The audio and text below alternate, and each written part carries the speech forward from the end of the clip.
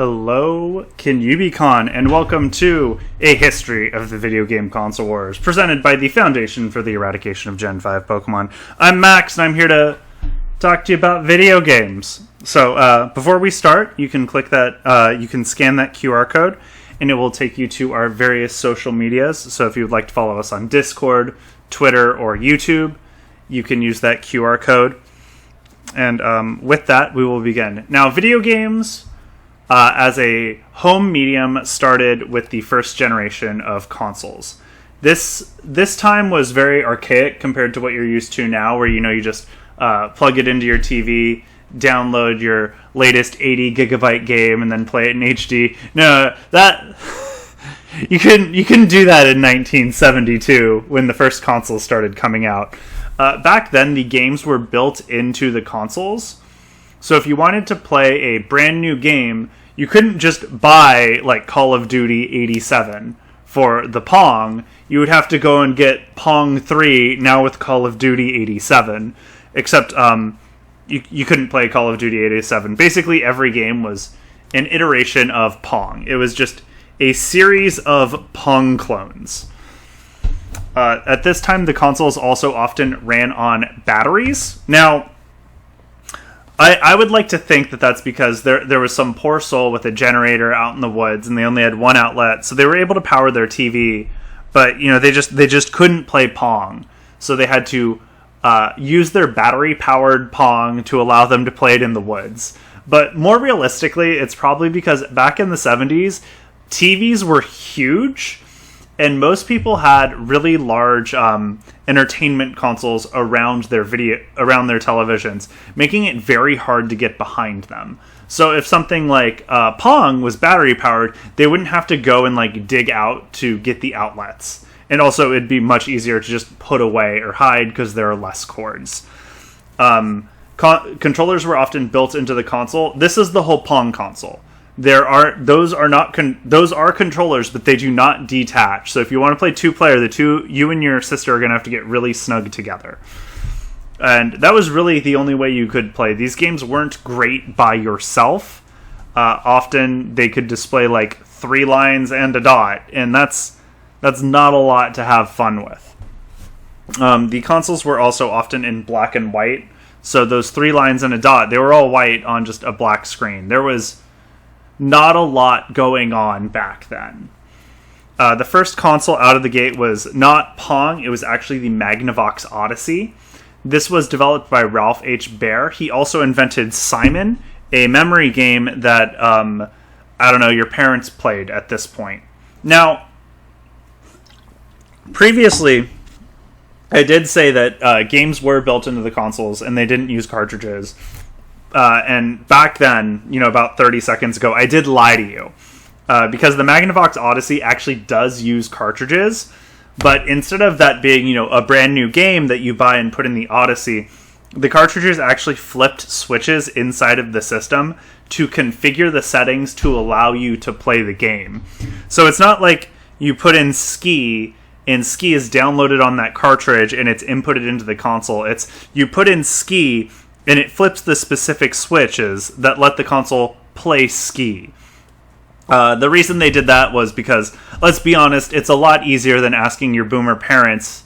It's a lot easier than asking your boomer parents to go into the console and flip the switches themselves. This thing retailed for $99 back then, which is about $550, $600 in today money. So video game consoles have always been kind of pricey. But that is still cheaper than a PlayStation 3. This thing sold a little over 1/3 units, which isn't a lot compared to modern sales, but was enough at the time to demonstrate that there was a market for home video game consoles. The Odyssey also came with this, which I'm pretty sure is a Dollar Tree Family Fun Pack. Now, when I said you couldn't do a lot with the games, they were graphically incapable of displaying a lot, I meant it. So in addition to the cartridges you see here, games would come with things like dice, or money, or poker chips, or overlays you put on the screen to make the experience more immersive. You don't have to do that now because games can do that. But back then, there was a lot that you needed to do to make the game playable. Next, we would get more Odysseys. They just kind of kept re-releasing the same console with increased functionality. You started getting things like scoring. Before then, you'd have to keep track of your score. Sound, difficulty levels, and not requiring dice. So overall, just these small quality of life improvements that slowly made the games more playable and more representative of what we see today. And it was getting there. Next, we had the Nintendo Color TV, which I know a few minutes ago I said nothing in this generation had color, and I lied to you again because I'm very good at that, and you shouldn't trust me. The Nintendo Color TV was a color home video game console that sold exclusively in Japan. And the Color TV, in all of its iterations, sold about 3 million units. This console ranged in cost from anywhere to $100 to $600 in today money, which means that you could get these like at a really low budget price if you were willing to give up a lot of functionality. After that, another major player in the first generation of video game consoles was Coleco with the Telestar. Now, like everything else, this is basically a Pong clone. Coleco, over the first console generation, released 14 Pong clones that all had, vaguely differing functionality. And collectively, they sold 1 million units. They were relatively cheap, starting at $50 back then, or a little over $200 in today money, and helped cause the original video game crash. Not the 1980s one that most of you are aware of. That was actually the second video game crash. The first one was in 1977, because suddenly people go and they want to buy a Pong, and this is what Pong looks like, and they're very confused and they don't know what to buy anymore, because the market is exclusively video game consoles that play different iterations of Pong, and no one knows what to buy anymore. So, the only thing you could do to get out of this crash was to make it so people didn't have to keep buying new video game consoles to play one new game. And that brings us to the second generation of video game consoles, or as we like to, or as is often referred to, the Atari generation. And that's because this is the only generation that Nintendo sat out, and because of that, they didn't win it. Sorry, Nintendo, you snooze, you lose. Better luck next time. Now, in this generation, we started to see video game consoles utilize cartridge systems. Cartridges allowed you to, go out and buy a new game that you could play on your old console instead of going out and buying a new console so you could play the one new game. You also started to see modular controllers. As you can see here, most of these are actually wired and can be unplugged. Back in the first generation, that wasn't really an option. So these consoles would also actually have to be plugged into the television, but that wasn't as much of an issue because, again, with the controllers being able to spread out 4-6 feet from the console, kids could get a safe distance away from the television if 4 to 6 feet is considered a safe distance from the television. The first one out of the gate was the Fairchild Channel F. This launched in November 1976, and even though it was the first console that allowed you to buy games for it so you could keep playing new things, it failed. It was also the first console to use a CPU, because before then, video game consoles didn't have CPUs. Its controllers look kind of like Wiimotes mixed with flight simulator joysticks, which is kind of interesting. You could, if you really wanted to, you could spend a long time critiquing the controllers of older video game consoles, something I think we're about to do when we look at the ColecoVision and Intellivision, two consoles that really should have sued each other over naming rights. As you can see here, they have a full number pad on them, along with either a joystick or a spinny wheel. It is not a D-pad. D-pads have not been invented yet. The Intellivision had a speech synthesizer, which sold poorly and was compatible with 4 games, which I believe Nintendo copied the strategy of with the release of the speech synthesizer for the N64, which was viable with, I think, just Hey You Pikachu.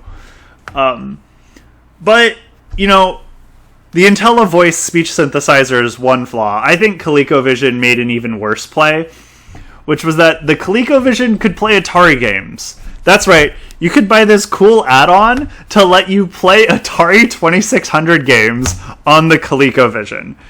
Now, you might be wondering, why would anyone do that? And the answer is, I don't really know. Atari profits off of people buying their games. So if you buy a ColecoVision to play Atari games, Atari is getting your money, not Coleco. In fact, not only could it play Atari games, you could actually swap in Atari controllers on this thing. It's absolutely wild that this thing went to market. But to be fair, I think Atari was able to get a lot more money than Coleco was off of this thing.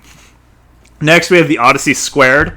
This had a full QWERTY keyboard on it because back then, people were kind of unsure of what home video game consoles were. Are they an entertainment thing? Are they a functioning computer you can do taxes on? Who knows? It's the Wild West. It also had a speech synthesizer module like the Intellivision, but no one really cared about that. And its controllers were just kind of awful. They were bad. This is a terrible console, and you know it's bad because it is technically the precursor to the Philips CDI. And I don't know how familiar you are with, like, Hotel Mario, but if you know what that is, you know the Philips CDI is also hot trash. So now we've gone over all the failures of the generation, we might as well talk about the only console here that matters, and that is, of course, the Atari 2600, complete with fake wood finish so it looks sleek in your den. So this outsold every other video game in the generation combined by a factor of 4. It dominated so effortlessly.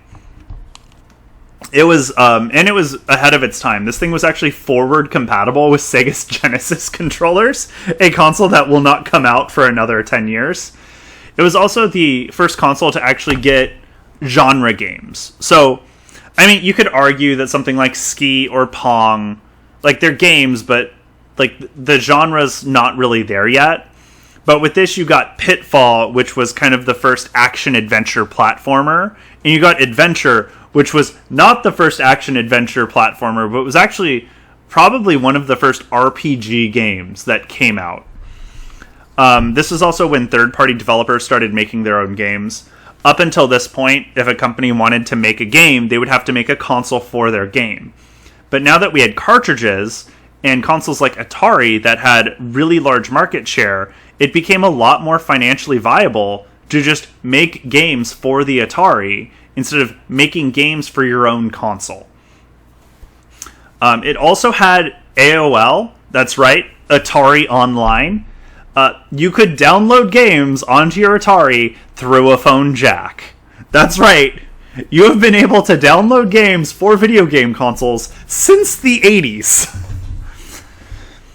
And then we got to the third generation of video game consoles. Now, this is where we got, you know, some new favorites showed up. Sega showed up with the SG-1000, or as we like to call it in America, the Master System. Nintendo came back after taking a break to, I don't know, like, make Donkey Kong cartridges and cabinets. And then we saw a lot of other stuff that no one really recognizes. It was still the Wild West. Atari was successful. A lot of companies thought they could, you know, like, kind of get in on that. And most of them didn't succeed. And a large part of that is because of the video game crash of 1983, where the market in America shrunk by 97%.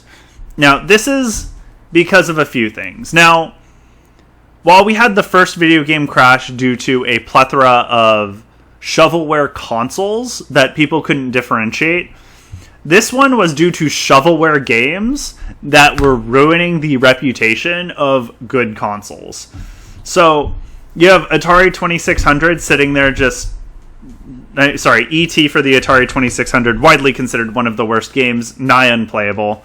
And then you were getting consoles that were also computers, which A, were kind of confusing people, and B, were just really expensive. And yeah, it's just there was a lot going on that was confusing people. If you know now, we have 3 video game manufacturers, and that's 3 console manufacturers, and that's more or less how the system's been going for 25 years. And back then, we had, as you can see, a lot of people trying to get in, causing confusion for people. Your grandma is already buying you PS5 games for your Switch. She'd be doing that a lot more with this many options. And it really only got saved because of Nintendo. Now, when Nintendo decided to try to break back into the American market, they didn't sell the NES as a video game console. They sold it as a toy that happened to play video games. I mean, we had Rob the Robot, he had gyros, he was a fun time, and also, hey, he came with this weird box that let you play Duck Hunt. Isn't that fun? And yeah, good job, Nintendo. Thank you for saving the day. Next, we have the 4th generation of video game consoles. This started in 1987. Now, the thing is, with this generation, most of you are probably familiar with the Super Nintendo, but that didn't come out till 91. There were 4 years of video game consoles before the best-selling console of this generation even released. This is when consoles started to transition to discs. Not at the beginning, but throughout the generation, you were seeing an increasing amount of disc-based consoles. You started seeing more polygons in game development instead of just like pixel art. And you started seeing handhelds that were more more intricate than something like a Tiger Electronics sports game or a Nintendo Game & Watch. You also saw a decrease in computer-based video game consoles as they transitioned more towards a professional environment where, you know, you set up the computer in the den and use it to, I don't know, Photoshop something. So 2 reputable consoles in this generation are the TurboGrafx 16 and the Neo Geo. Now, the TurboGrafx 16 was the first one out of the gate, and it was developed by Hudson Soft. That's right, the Bomberman people. For a while, everyone's favorite terrorist, Bomberman, had his own console. This thing sold 10 million units in this generation throughout its several iterations. Now, remember, in the first generation, 1/3 was respectable. But now, 10 million? This thing did not do that well. It wasn't the last console developed by Hudson, but by the time they released a successor to the TurboGrafx 16, they didn't matter. In fact, this thing was outsold by the Sega Genesis and the Super Nintendo in every country except Japan, where it narrowly outsold the Genesis. The next console out the gate was the Neo Geo. Now, this was easily the powerhouse console of its generation. This would be like comparing the Wii U to like the PS5. That's how much better this was than everything in its wheelhouse. And you paid for that. This thing cost $700 in 1990 money. Its whole thing was running high quality ports of arcade games, which means you were also spending up to $300 in 1990 money on those arcade ports. Now, this was the Rolls Royce of consoles. If you were a serious arcade gamer, this is what you got. But if you were little Timmy, you did not buy this thing. Next, we have the Odyssey 1 Squared, which I, now that I think about it, is fake. I saw this on fanfic.net. I apologize for informing you of incorrect facts. So, let's talk about Nintendo and Sega. Now, going into the 4th generation, Sega had kind of established itself as the second strongest console manufacturer in the market. They were far behind Nintendo, but they had supplanted Atari, who kind of killed their credibility throughout the 2nd generation. So, when Sega comes out with the Genesis, they actually suffer initially, wherein the Genesis barely outsells the NES until the Super Nintendo comes out and they're able to change their marketing strategy. They're talking about how edgy their console is, how cool their console is. They're releasing a CD expansion, a 32-bit expansion. Really, just anything they can put in this, they're going to do it. It had a karaoke add-on, and it sold 33 million units internationally, which is good, but does pale in comparison to the Super Nintendo's 49 million units, because it's Nintendo, and it's the 90s. This thing is family friendly. You could play your Game Boy on it if you got the right thing. And it definitely didn't have a sound card developed by Sony, which isn't going to force us to revisit that company that no one's ever heard of in a little bit. This is also the first generation where we had like handhelds really competing. So here we have the Atari Lynx, the NEC TurboGrafx, or Turbo Express, and the Sega Game Gear. Now, all of these were like technological marvels. The Lynx they all had backlighting, color displays. You could watch TV on them with the right add-ons. The problem is, all of those nice additions meant the battery life for these consoles was really bad. You would throw 6 AAAs into a Game Gear, and in 2 hours, you'd need another pack.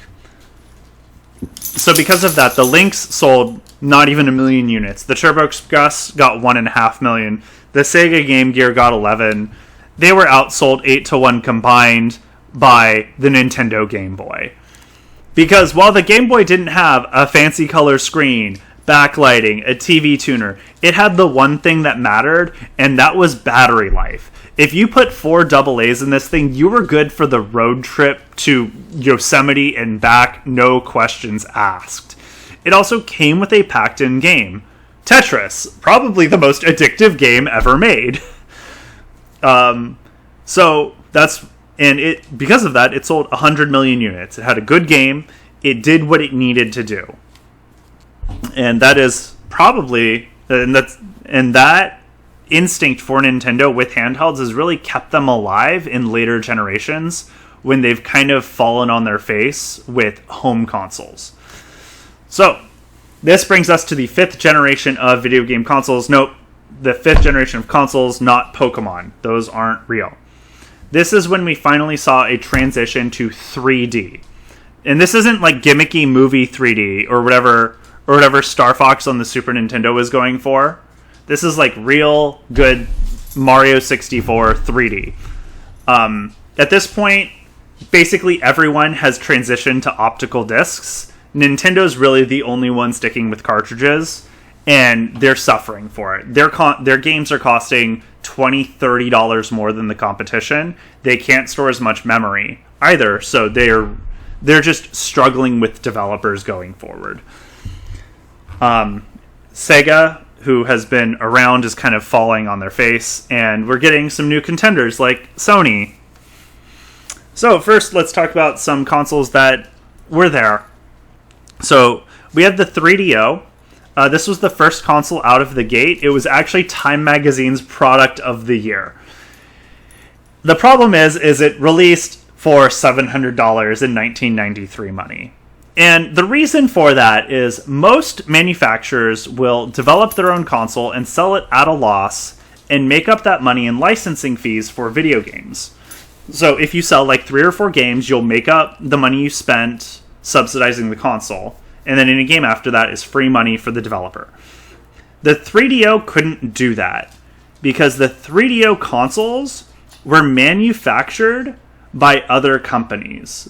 So the 3DO company would pay Panasonic to make the 3DO. Because of that, Panasonic needed to make a profit on each console sold. So that inflated the cost of the console, causing it to cost $700, despite it being... And to be fair, the 3DO was a very powerful console for its time. But when it's $700 and the controllers have to plug into each other if you want to play more than one, it kind of struggles. We're not sure how many units are sold. It's at least 1 million because that's how many copies of Gex sold for it. But with a price point that high, it's really hard to get into the market, especially as a new, untested company.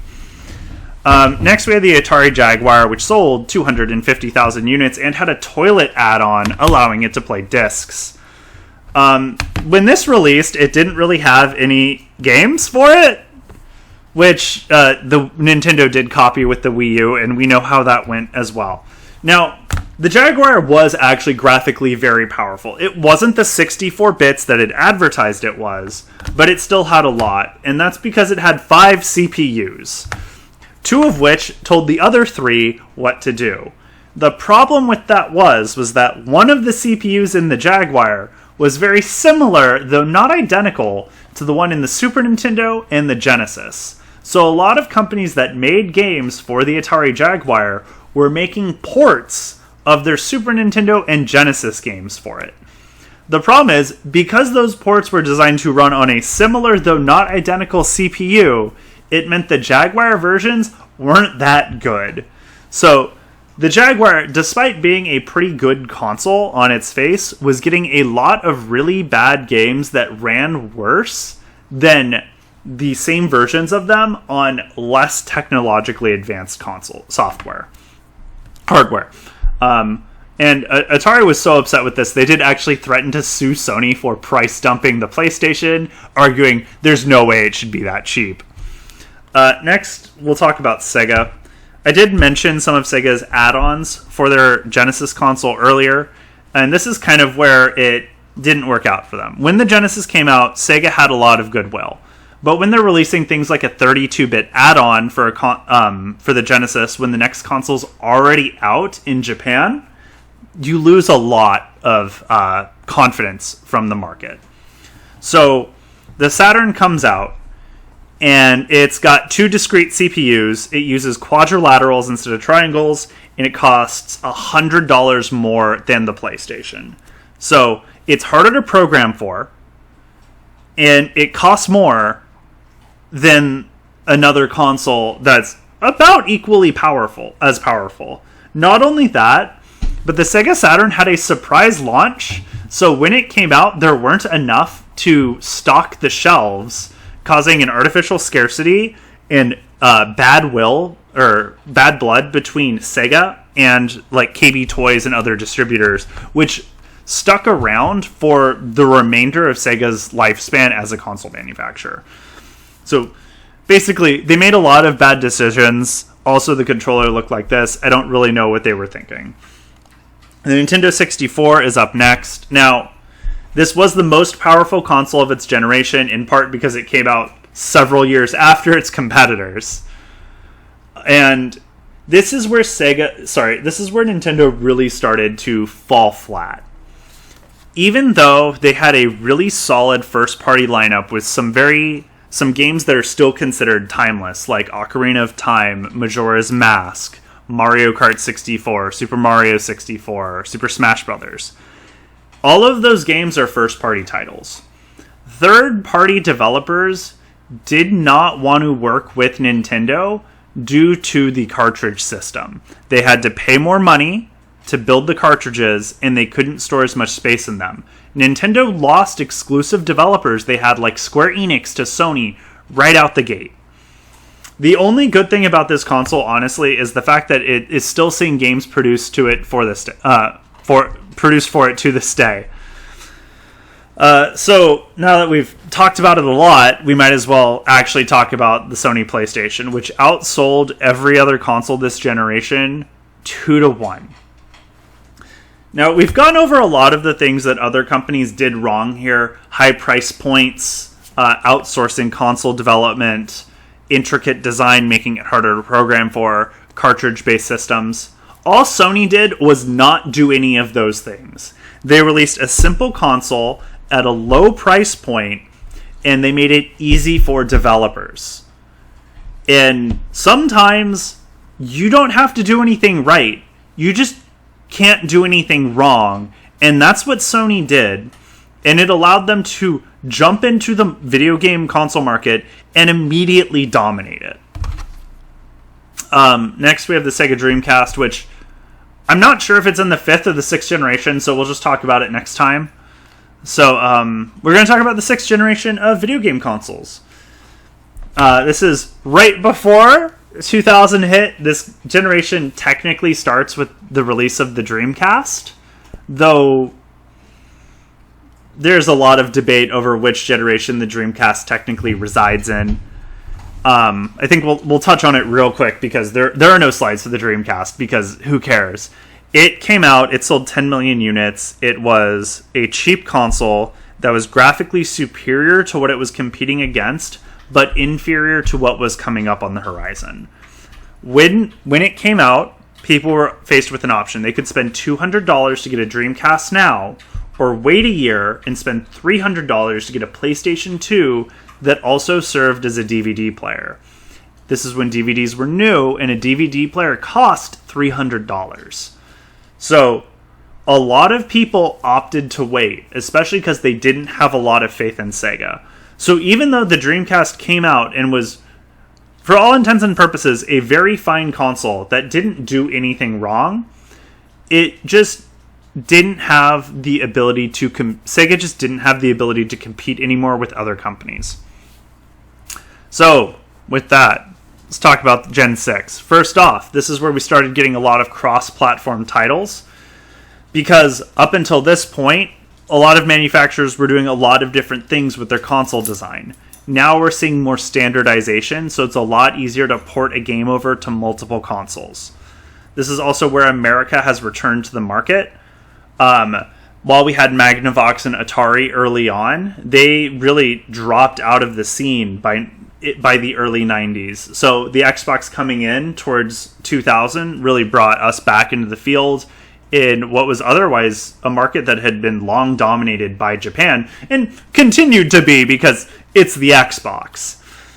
We started seeing real online multiplayer, consoles allowing for downloading of games, and consoles becoming a home entertainment need device. The PlayStation playing DVDs, the Xbox doing whatever it did. Until then, the best you could do is like the 3DO would play some music. But now, you could proudly display your PS2 because it meant you had a DVD player, and that was pretty cool. Speaking of that, that's kind of why the PS2 did so well. You'd buy a PS2, and then you'd buy DVDs. And if a lot of people are buying DVDs, it increases adoption of DVDs as a film medium over VHS. So more people need DVDs. So more people buy PS2s, and suddenly you're selling 155 million units.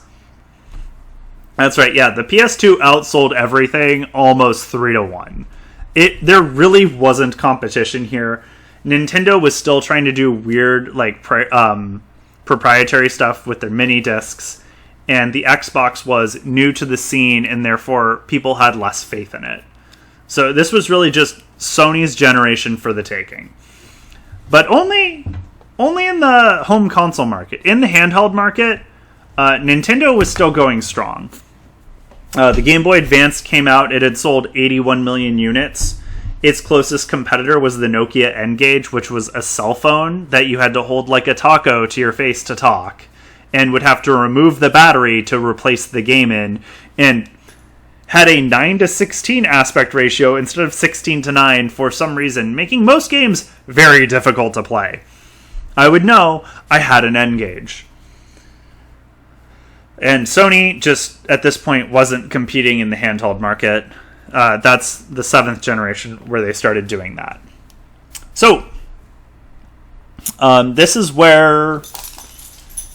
at this point, I feel like changes in the video game consoles are less interesting. We're getting better graphics, we're getting better processors, we're getting more multimedia adoption, where your consoles are being designed first and foremost to be something that sits in your living room and does stuff besides games. You're getting online playing, you're getting downloadable games, you're getting wireless internet, but, like, that was happening before, and it's just continuing. There's no real new trend here. Besides, I guess, whatever the game wave is, because there was a brief period where companies were just making DVD players that could also play, like, Asteroids clones, and it was very funny, and I think that there could have been a feasible market for DVD game systems that played, like, games on DVDs, but it never really took off. So, in this generation, the PlayStation 3 narrowly outsold the Xbox 360. That's not necessarily a well-known fact because the PS3 came out with Sony on top of the world and high on their own supply. It released for several $100 more than any of its competitors, and was a Blu-ray player. So they were trying to rely on another mass media adoption technique where everyone was buying DVDs 5 years ago, so now we'll make a Blu-ray player and everyone has to buy Blu-rays. The problem is everyone was still happy with DVDs, and with Microsoft backing HD DVD, it caused a lot of confusion in the market where people weren't sure what was going to stick of the new format between HD DVD and Blu-ray. So Sony wasn't able to hit the same magic they did, and actually started that generation behind the other consoles by a significant margin. And in fact, only caught at Microsoft because Japan basically refuses to buy Xboxes. Both of these consoles otherwise more or less tried to do the same thing. We had the media adoption, home entertainment solutions, and appealing to like capital G hardcore gamers. Xbox did transition away from that towards the end of its shelf life, and that's also what really helped Sony reestablish their console as the capital G gamer console, where you can play Call of Duty and have a great time. And both of them did lose, of course, to the Nintendo Wii, but not by a lot. Now, if you remember the Wii, I'm not sure, some of you might be too young, which is a terrifying prospect to me. But the Nintendo Wii came out, and at this point, Nintendo realized that their best bet wasn't to try to compete to be the edgiest, coolest console. They decided to go back to their roots, like with the Super Nintendo, and be wholesome and fun. So the Nintendo Wii was pitched as this casual game console for families. And while it had a solid first-party lineup of games that appealed to Nintendo's hardcore fans, it ultimately didn't have the staying power in the generation of the PlayStation 3. So it sold very well initially, but in the tail end was basically a zombie console just waiting to be replaced. In the handheld market, Sony made a run. Now, the PlayStation Portable was outsold by the Nintendo DS almost 2-1, but the DS sold 154 million units to the PlayStation Portable's 80 million. Now, the PlayStation Portable kind of had the same problems that Sony was exuding at that time and other handhelds before it were. It was, compared to the DS, it was much, like, the backlighting was much crisper, the graphics were much better. But because of that, it again didn't have the same battery life that the DS had. And one of the things that's most important to people who are playing handheld consoles is the ability to play for a long time without needing to swap out batteries or plug back in. The PlayStation Portable also tried to use UMDs, which were Universal Media Discs. And that was, one, how the games were stored instead of the cartridges the DS used. But two, was Sony making another attempt to make a standardized movie format. So you could watch movies on the PlayStation Portable. You could watch Kill Bill. It would look fine. Much better than whatever Nintendo was doing with, like, the Shrek cartridges. But that's not what people were really looking for. Just like they also weren't looking for these big hardcore games for a handheld. Because it's not as common that someone's going to sit down and have like an 8-hour gaming session on a handheld unless they're playing like Pokemon. And Nintendo realized that, so they released casual games like Big Brain Academy or like touch gimmicky stuff. But, it was close. Sony made a run, and they were ready to keep going, and we'll talk about it in a moment. Next, the 8th generation of video game consoles. Now, at this point, Sony learned from their mistakes with the PlayStation 3. While the PS4 is still Blu-ray compatible, they acknowledged that they didn't have to force that format anymore. It was just going to win the war. HD DVD had died out. Xbox, upon release, kind of fell on their face by declaring that the Kinect was always on and always watching. And Nintendo didn't know how to sell their console, so everyone just got confused and thought it was an add-on to the Nintendo Wii, something they were never able to really fix.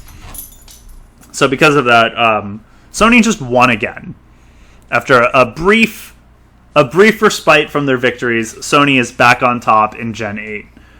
But not in the handheld market. The PlayStation Vita did not do well. Sony didn't learn from their mistakes, and they just kept trying to do the same thing, but invested less in it than Nintendo did with the 3DS. Because the Wii U wasn't doing well, Nintendo really needed to lean on the 3DS to carry their brand going forward.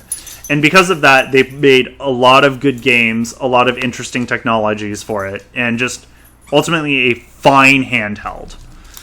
But it couldn't really continue, because at this point, people are getting cell phones, and Google Play and the iOS store are outselling Nintendo and Sony in the handheld market combined. So wait, Steve Jobs won the mobile game, Steve Jobs won the Generation 8 handheld console war, and he's never giving that thing up. And now we have our current generation. We have the Nintendo Switch. It's getting replaced soon, but for now it's at 140 million units sold, and it could very well supplant the PS2 as the highest selling video game home console of all time. Next up, we have the PlayStation and Xbox brands coming in. PlayStation's doing pretty well. They had a rough start because, pandemic sucks, and Xbox is just kind of here. Microsoft's kind of in a perpetual third place at this point, and I don't really know what their future is, and I don't think they do either. We also are seeing we are also seeing computers trying to get back into the console gaming market with things like the Steam Deck, which is vaguely competing with the Nintendo Switch. It's very hard to play a fully functioning computer on a handheld, but Valve's gonna try, darn it. We're also seeing a return to classic consoles. Wait, sorry, that's a... If you type in classic console, this is actually what Google tells you. Sorry, we were at least briefly seeing a renaissance of classic consoles where Nintendo was releasing the NES Classic and the Super Nintendo Classic, both to great fanfare, and Sony released the PlayStation Classic to silence. But this trend seems to have died off as Nintendo has reestablished itself with the Switch and is able to just sell Switch Online Plus to let people play these games for a monthly subscription fee instead of having them buy the console and letting it gather dust in their entertainment console. So, anyway, that's where we're at. So, I would again like to thank you all for being here at Virtual Yoo Bi Con. Again, you can follow me on this QR code. It'll take you to all of my super fun socials, and you can join our Discord, check us out on Twitter. I mean, don't actually check us out on Twitter. Twitter's awful. But you can go to our YouTube where a lot of our panel recordings are posted. So if you would like to see the recording of this later or another presentation we've done, you can go there and it will be provided. So, Yoo Bi Con, I would just like to thank you all for coming. And we look forward to seeing you on Sunday, where we will be presenting Sonic the Hedgehog, An Unfortunate History. So, have a fantastic day, everybody, and thank you.